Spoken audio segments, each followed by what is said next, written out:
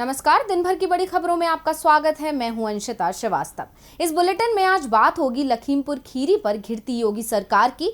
किसानों के दबाव में गृह राज्य मंत्री से इस्तीफा लेने की तैयारी की। जानेंगे आरजेडी कार्यकर्ताओं को लालू यादव ने दिया क्या मंत्र, पायलट और गहलोत में क्यों बढ़ रही है तकरार। बात करेंगे लोकसभा में खाली पड़े संवैधानिक पद की, फेसबुक की बढ़ती परेशानी की और बुलेटिन के आखिर में बात महंगाई की। लेकिन तमाम बड़ी खबरों से पहले एक नजर सुर्खियों पर।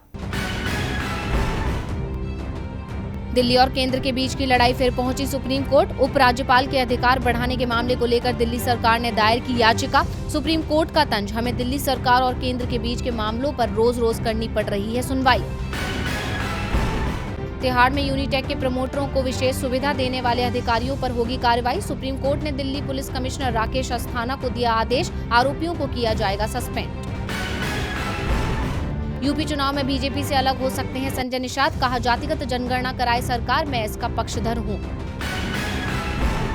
शेयर बाजार में आई गिरावट, 555 अंकों की गिरावट के साथ 59,190 पर पहुंचा सेंसेक्स। निफ्टी में आई 176 अंकों की गिरावट, 17,646 पर पहुंचा निफ्टी। सुर्खियों के बाद अब बात आज की सबसे बड़ी खबर की। लखीमपुर खीरी मामला योगी सरकार की मुश्किलें बढ़ाता जा रहा है। सरकार पूरी तरह से बैकफुट पर है और लगातार गलतियां करती जा रही है। दूसरी ओर किसान और विपक्ष बेहद गुस्से में हैं। राहुल गांधी आज लखनऊ पहुंचे। शुरुआत में तो योगी सरकार ने उन्हें रोकने का ऐलान किया, लेकिन कांग्रेस नेता के तेवर देख योगी सरकार झुक गई और उन्हें लखीमपुर खीरी जाने की इजाजत दे दी। तो आज दिन भर लखीमपुर खीरी मामले में क्या हुआ खास, देखिए ये रिपोर्ट। लखीमपुर खीरी विवाद जब से शुरू हुआ है, हर दिन एक नया मोड़ देखने को मिल रहा है। सरकार जितना इस मुद्दे को दबाना चाह रही है, विपक्ष उतना ही इस मुद्दे को हवा दे रहा है। उसी कड़ी में अब कांग्रेस सांसद राहुल गांधी महासचिव प्रियंका गांधी के साथ लखीमपुर खीरी पहुंचे और पीड़ित परिवार से मुलाकात कर न्याय और मदद दिलाने का आश्वासन दिया है। आपको बता दें कि अभी तक घटनास्थल पर विपक्ष के किसी नेता को जाने की अनुमति नहीं थी, जिस बात का पूरा विपक्ष विरोध कर रहा था। शिवसेना नेता संजय राउत ने तो यहाँ तक कह दिया था कि यूपी क्या भारत में नहीं है। इसके अलावा राहुल गांधी ने आज सुबह प्रेस कॉन्फ्रेंस कर सरकार पर जमकर निशाना साधा था। उन्होंने कहा था, हमारी गलती क्या है, हमें क्यों रोका जा रहा है। विपक्ष के बढ़ते सवालों और गुस्से को देखते हुए योगी सरकार ने विपक्ष को घटनास्थल पर जाने की अनुमति दे दी है, जबकि पहले राहुल गांधी की अर्जी को ठुकरा दिया गया था। अनुमति मिलने के बाद राहुल पहले लखनऊ पहुंचे और उसके बाद राहुल पहले सीतापुर गए। सीतापुर से प्रियंका गांधी भी राहुल गांधी के साथ लखीमपुर पहुंची। इसके अलावा पंजाब और राजस्थान के मुख्यमंत्री भी राहुल के साथ लखीमपुर खीरी पहुंचे। दोनों ही मुख्यमंत्रियों ने जान गंवाने वाले किसानों के परिवारों को 50-50 लाख रुपए देने का ऐलान किया है। वहीं दूसरी तरफ केंद्रीय मंत्री अजय मिश्रा की मुश्किलें बढ़ती दिख रही हैं। किसान उनके इस्तीफे पर अड़ गए हैं। विपक्ष भी मोदी सरकार पर दबाव कम नहीं कर रहा है। महाराष्ट्र की महाविकास अघाड़ी गठबंधन ने 11 अक्टूबर को महाराष्ट्र बंद का ऐलान भी कर दिया है। पंजाब कांग्रेस के नेता परगट सिंह ने ऐलान किया है कि पंजाब से 10,000 गाड़ियों का काफिला लखीमपुर खीरी जाएगा। बीजेपी सरकार की ताकत के आगे ना किसान दबेगा और ना ही कांग्रेस। लखीमपुर खीरी की घटना से पूरे देश में राजनीतिक हलचल मची हुई है। किसान केंद्रीय गृह राज्य मंत्री के इस्तीफे और उनकी गिरफ्तारी की मांग कर रहे हैं, तो विपक्ष भी इस मांग को लेकर किसानों के साथ आ चुका है। मोदी सरकार जबरदस्त दबाव में है, तो लखीमपुर के बीजेपी सांसद और केंद्रीय गृह राज्य मंत्री अजय मिश्र टेनी अपनी कुर्सी बचाने की कोशिश कर रहे हैं। वो आज दिल्ली पहुंचे और गृह मंत्री अमित शाह से मुलाकात की। बंद कमरे में हुई इस मुलाकात के बाद टेनी के तेवर पूरी तरह से ढीले पड़ते दिख रहे हैं। जब से लखीमपुर विवाद शुरू हुआ है, सरकार फंसती जा रही है। सरकार जितना इस मामले को रफा दफा करने की कोशिश कर रही है, उतना ये मामला तूल पकड़ता जा रहा है, क्योंकि सरकार अपनी गलती पर पर्दा डालने की कोशिश कर रही है और जनता और मंत्री दोनों को ही खुश करना चाहती है। इसी कोशिश में सरकार की मुश्किलें और बढ़ गई हैं, जिसका हल ढूंढने में सरकार लगी हुई है। मोदी और योगी सरकार को ब्राह्मणों की नाराजगी की भी चिंता है, जो पहले ही योगी सरकार से नाराज दिख रहे हैं। अजय मिश्र ब्राह्मण समुदाय से आते हैं, लेकिन किसान और आम जनता के बीच सरकार की छवि बचाने के लिए अजय मिश्र से इस्तीफा लिया जा सकता है और इसके संकेत गृह राज्य मंत्री अजय मिश्रा की गृह मंत्री अमित शाह से हुई मुलाकात के बाद से ही लगने लगे हैं। दिल्ली में दोनों के बीच आधे घंटे तक मुलाकात हुई, जिसमें अजय मिश्र से कह दिया गया है कि उनके बेटे आशीष मिश्र का नाम FIR में है, इसीलिए उसे सरेंडर करना होगा और जरूरत पड़ती है तो अजय मिश्र को भी मोदी कैबिनेट से इस्तीफा देना होगा। संकेत यहाँ तक है कि मिश्र से कभी भी इस्तीफा लिया जा सकता है। हालांकि इस मुद्दे पर केंद्रीय गृह राज्य मंत्री का कहना है कि उन्हें तलब नहीं किया गया है, उनके कई काम और कुछ अपॉइंटमेंट है। इतना ही नहीं, उन्होंने विपक्ष की मांग को सिरे से खारिज करते हुए कहा कि वह इस्तीफा नहीं देंगे। लेकिन गलियारों में सुगबुगाहट शुरू हो चुकी है कि ऐसे समय में जब लखीमपुर खीरी में बवाल मचा हुआ है, उनके बेटे की गिरफ्तारी की और उनके इस्तीफे की मांग उठाई जा रही है, उस वक्त अजय मिश्र निजी काम के लिए दिल्ली क्यों जाएंगे? अब इन सवालों का जवाब तो जल्द ही सामने आ ही जाएगा। फिलहाल अजय मिश्र का अचानक दिल्ली पहुंचना इशारा करता है कि लखीमपुर में उठते हुए इस तूफान को रोकने के लिए सरकार जल्द कोई फैसला ले सकती है। लखीमपुर के सांसद अजय मिश्र गिरफ्तार होते हैं या नहीं, वो जेल जाएंगे या पहले ही जमानत मिल जाएगी, ऐसे कई सवाल किसानों से लेकर आम लोगों के मन में उठ रहे हैं। वैसे जेल जाने से सिर्फ बदनामी नहीं मिलती, आदमी नेता भी बन जाता है। हरियाणा के सीएम मनोहर लाल खट्टर का हाल ही में दिया बयान तो आप सबको याद होगा ही, और अब बिहार के पूर्व सीएम लालू यादव ने भी जेल को लेकर बड़ा बयान दिया है। जेल से बाहर आने के बाद लालू यादव फिर चर्चाओं में हैं। वो सार्वजनिक मंचों पर तो नहीं दिख रहे हैं, लेकिन वर्चुअली वो पार्टी नेताओं और कार्यकर्ताओं से जुड़े हुए हैं। लालू की सक्रियता से जहां आरजेडी में उत्साह है, वहीं बिहार की सत्ताधारी पार्टी जेडीयू और बीजेपी में परेशानी देखी जा रही है। इसलिए उनके निशाने पर तेजस्वी से ज्यादा लालू यादव बने हुए हैं। आरजेडी के अंदर भी कलह मची हुई है। पिछले कुछ दिन से पार्टी के अंदर तेज प्रताप और तेजस्वी के बीच घमासान मचा हुआ था, जब तेज प्रताप ने बयान दिया था कि उनके पिता को दिल्ली में कुछ लोगों ने बंधक बनाया हुआ है, तो इससे आरजेडी पूरी तरह से बैकफुट पर आती दिखाई दी। लेकिन इसके बाद लालू यादव खुद पार्टी कार्यकर्ताओं से जुड़े और उन्होंने तेजस्वी की जमकर तारीफ कर साफ कर दिया कि पार्टी अब तेजस्वी के साथ है। इसके साथ ही लालू ने नीतीश सरकार पर भी तंज कसा है। लालू ने कहा कि जेल से स्वराज मिलता है। दरअसल बिहार में 2 विधानसभा सीटों पर उपचुनाव होने वाले हैं। अब इन चुनावों के लिए लालू यादव पटना आएंगे या नहीं, इसे लेकर अटकलों का बाजार गर्म है। लेकिन चुनावों को लेकर उन्होंने अपनी सक्रियता अभी से बढ़ा दी है। पटना आरजेडी ऑफिस में मंगलवार को उत्तर बिहार के आरजेडी कार्यकर्ताओं के लिए प्रशिक्षण शिविर का आयोजन किया गया, जिसमें लालू यादव ने कहा कि उन्हें अफसोस है कि जब चुनाव हो रहा था तब वह जेल में थे। अगर वे बाहर होते, सबको एक्सपोज करते। लालू यादव के इस बयान पर मुख्यमंत्री नीतीश कुमार ने कहा था कि लालू यादव तो जेल से भी अपना काम करते ही रहते हैं। अब नीतीश के इसी बयान के बाद लालू यादव ने ट्वीट कर कहा कि जेल से स्वराज मिलता है, जेल जाने से ना डरें। अब लालू ने अपने इस बयान से नीतीश कुमार को करारा जवाब दे डाला। दरअसल बिहार में जब जब सियासी हलचल तेज होती है, लालू यादव की चर्चा होने लगती है, और जब से नीतीश ने राजद का साथ छोड़ा है, तब से वो अक्सर ही लालू यादव को लेकर टिप्पणी करते रहते हैं। उसी कड़ी में पटना एयरपोर्ट पर नीतीश से कहा गया कि लालू यादव के भी उपचुनाव में आने और भाषण देने की चर्चा है, तो नीतीश ने तंज कस दिया। सीएम नीतीश ने कहा कि वो तो जेल से भी अपना काम करते ही रहते हैं। इसी के जवाब में लालू यादव ने बिना नाम लिए ट्वीट किया है। जेल से स्वराज मिला।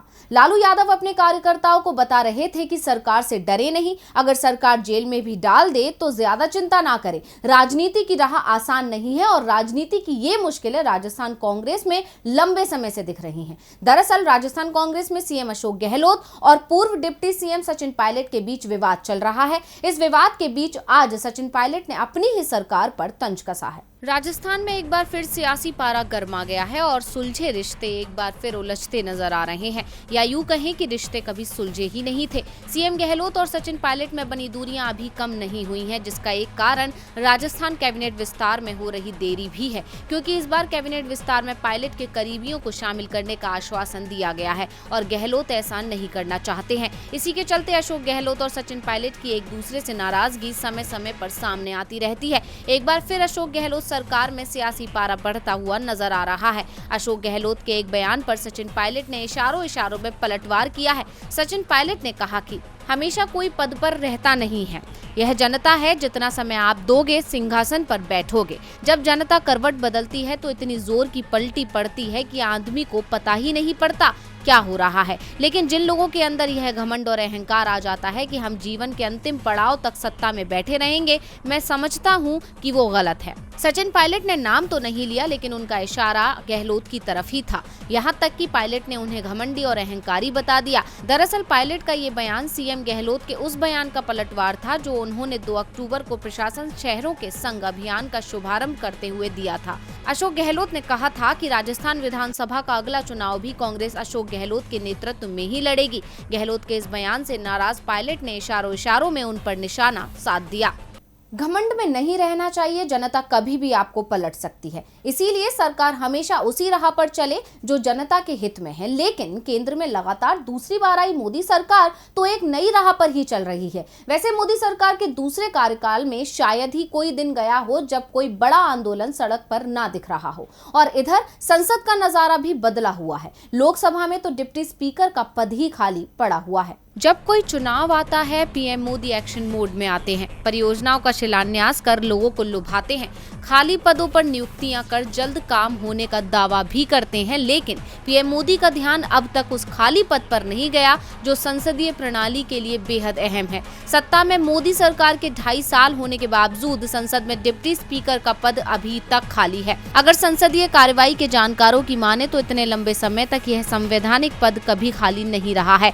विपक्षी दल इसको लेकर भी कई बार आवाज उठा चुके हैं, लेकिन स्थिति जस की तस है। ऐसे में संविधान के अनुच्छेद 93 के उल्लंघन का आरोप लगाते हुए पवन रैली ने दिल्ली उच्च न्यायालय में एक याचिका दाखिल कर दी है। दरअसल डिप्टी स्पीकर एक संवैधानिक पद है। सदन के संचालन के वक्त डिप्टी स्पीकर के पास स्पीकर के सारे अधिकार होते हैं। कुछ संसदीय समितियों के वो अध्यक्ष भी होते हैं। अगर स्पीकर का पद खाली होता है तो डिप्टी स्पीकर के पास स्पीकर की सारी शक्तियां निहित रहती हैं। आमतौर पर स्पीकर डिप्टी स्पीकर का चुनाव साथ साथ होता है। 2019 लोकसभा चुनाव के बाद सरकार ने डिप्टी स्पीकर का पद वाईएसआर कांग्रेस को देने की पेशकश की थी, लेकिन उसने ठुकरा दिया, जिसके बाद विपक्ष ने लोकसभा की नियमावली के उस रूल नंबर 8 का हवाला देकर नियुक्ति करने का अनुरोध किया, जिसके अनुसार डिप्टी स्पीकर के चुनाव की जिम्मेदारी स्पीकर की होती है। इस नियम के मुताबिक स्पीकर को चुनाव की तारीख तय करनी होती है, लेकिन लोकसभा स्पीकर ओम बिरला ने अब तक डिप्टी स्पीकर के चुनाव की तारीख ही तय नहीं की है। इसे लेकर याचिका दाखिल की गई है। याचिकाकर्ता पवन ने डिप्टी स्पीकर का चुनाव अब तक नहीं कराए जाने को असंवैधानिक करार दिया है। अब आम जनता से लेकर विपक्ष तो सवाल उठाएगा ही। ऐसे में देखना होगा कि सरकार कब तक नींद से जागती है। सरकार का आधा कार्यकाल निकल गया, लेकिन लोकसभा में डिप्टी स्पीकर का पद नहीं भरा गया। अब इसके पीछे सरकार की मंशा क्या है, ये समझ में नहीं आ रहा। दूसरी ओर फेसबुक की मंशा पर भी सवाल खड़े हो रहे हैं। कंपनी के कर्मचारी ने ही फेसबुक पर बड़े आरोप लगाए हैं। तो क्या आरोप लगे हैं फेसबुक पर, देखिए ये रिपोर्ट।